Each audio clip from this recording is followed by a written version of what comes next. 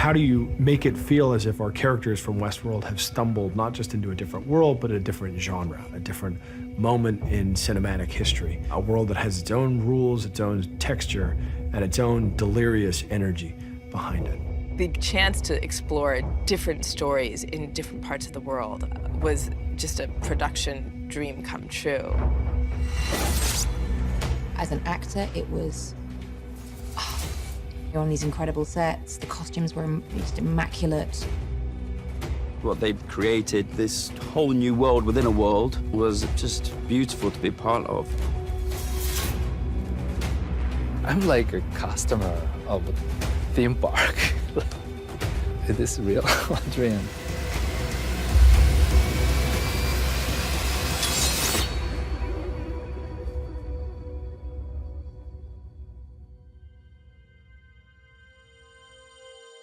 I grew up watching kind of equal parts Sergio Leone westerns and Akira Kurosawa samurai films. The connections between the two genres were too delicious to pass up. We wanted to be cognizant of the fact that the audience for the park wouldn't just be Americans or people interested in the frontier of America. It would be an international audience, and the park would therefore have to have an international bend.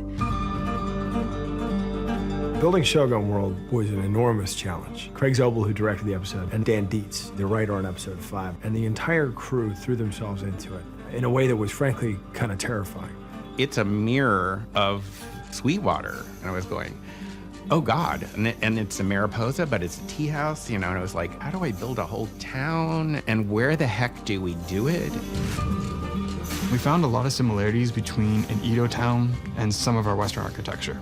So we were able to basically take a portion of our Melody backlot and convert it into an Edo period town.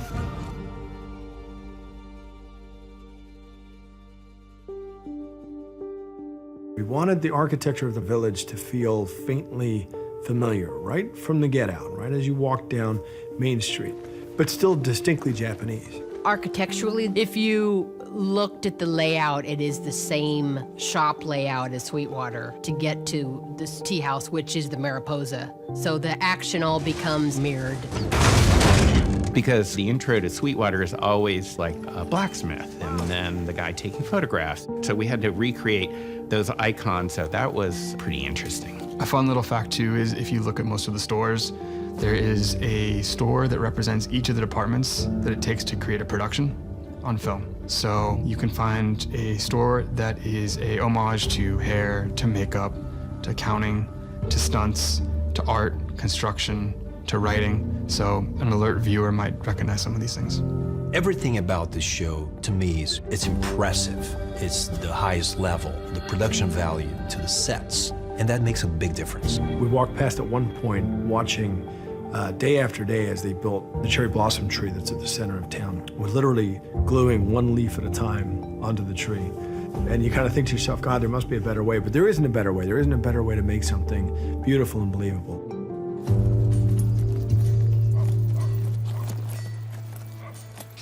We wanted to get at some of the desaturation. We wanted to get at some of the crispness of the images from Kurosawa's films so that the place would feel distinct and different.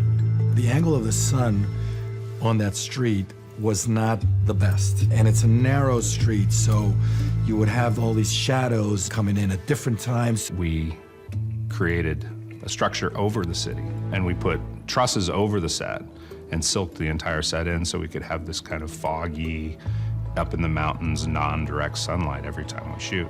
I think the fans of Japanese classical films will be very impressed because it feels like it sits in Kurosawa films, so I'm really proud of this.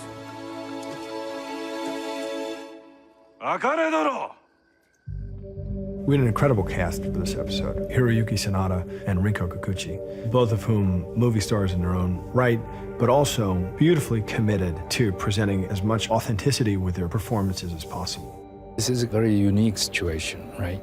Shogun World in the Westworld.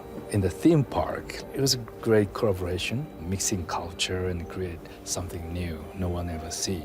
We relied heavily on making sure everything was in Japanese to keep that authenticity. The chance to explore that with a Japanese cast was just so delightful.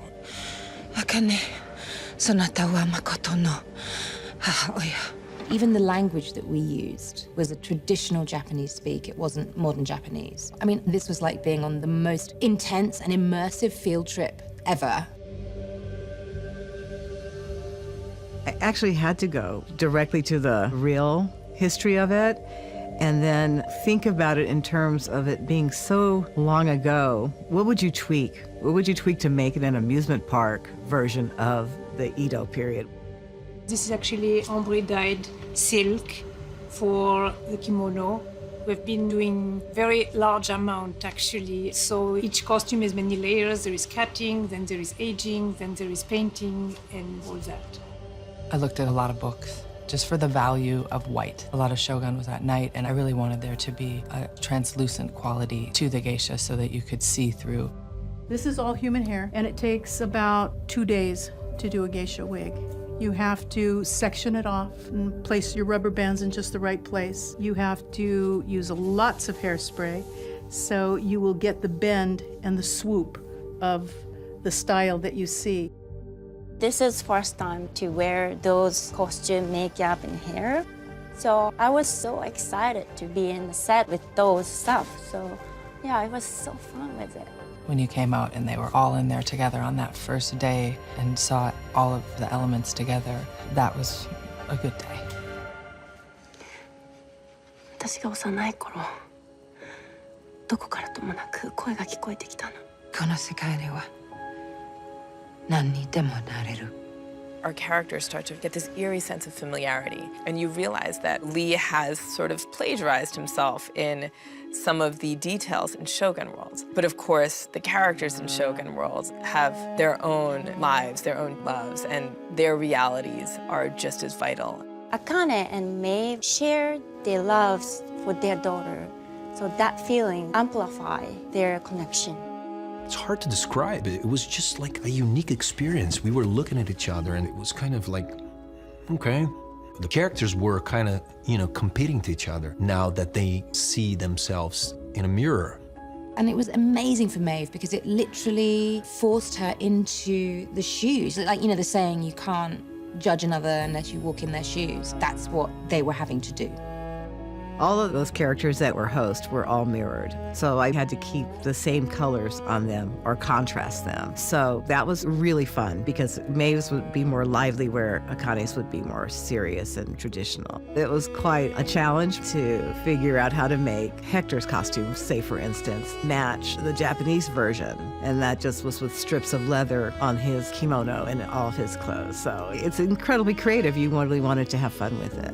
I thought it was a great idea. Traditional kimono plus Western material and idea. So I'm enjoying that kind of balance.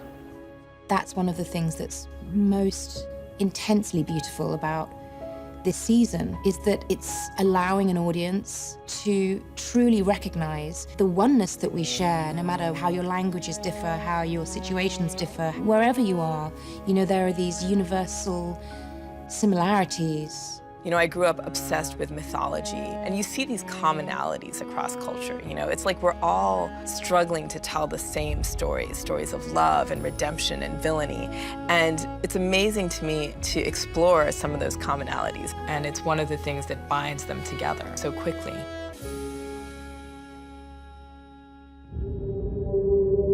Shogun World is, frankly, a hell of a lot more violent. This is for the hardcore folks. This is a place for whom shooting someone at several paces doesn't engage enough of the senses. For Shogun World, we got to switch from guns to swords and arrows. It was a completely different world. It was more fun, in fact, because, it's not a lot of room for a sword. You got to be real close with your measurements when you're swinging blades around like that in a big fight. Hiro is, it turns out, a master swordsman himself. So much so that the stunt performers who all came from Japan were kind of in awe of him the first time they showed up on set. And we loved this. It allowed us to be completely practical in all of these moments with these sword fights. When I was a child actor, I saw a lot of stunt guys on set in the samurai movies doing their own stunts. So I thought, I want to do everything by myself. That's the best service to the audience. In fact, I asked Hiro while we were waiting to teach me some stuff, and I was kind of like trying to learn all that. And it's just very poetic. It's beautiful. It's like a dance and it's martial art. So to me, it was a treat. So not only do we have some amazing sets to extend, the bigger one for us is all the battle sequences. We are adding so much blood, so many beheadings, arms getting chopped off, limbs getting chopped off. There's a dance that needs to go on where we work with stunts for how they're choreographing the fight. And there are moments where we swap out a real sword for we call them stubby swords, so that they can pass through or be safely pushed into somebody to appear that we're being stabbed, so that we can properly extend those stubby swords back in visual effects with computer graphics.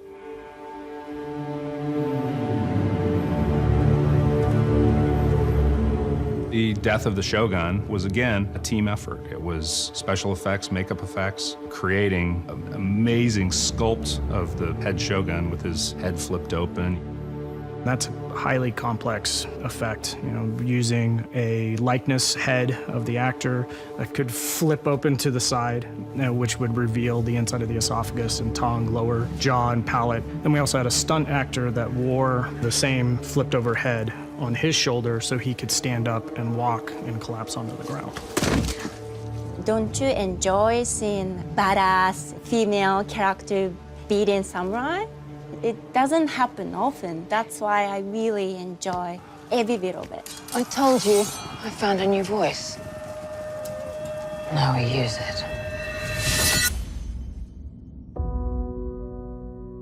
It's been a fun season and an ambitious season. With this show, we never wanted to rest on laurels. We never wanted to take for granted the audience's interest and investment in the show. We wanted to keep them entertained, and frankly, selfishly, we wanted to keep ourselves entertained. I think why Westworld has the scope that it has, people talk about the writing and the ambition there, and that's a huge part of it. But another huge part of it is the look of the show. To have the challenge to be able to transport people to a different place doesn't happen, often. At the end of the day, when you're on set and it's lit and it's costume and you stand back and view it like a viewer for a moment, it's quite amazing. We've been very lucky as actors on the show that we're supported by such an incredible team. And also on something that's so unique and different. You don't feel like you're ever treading old ground with a show like this.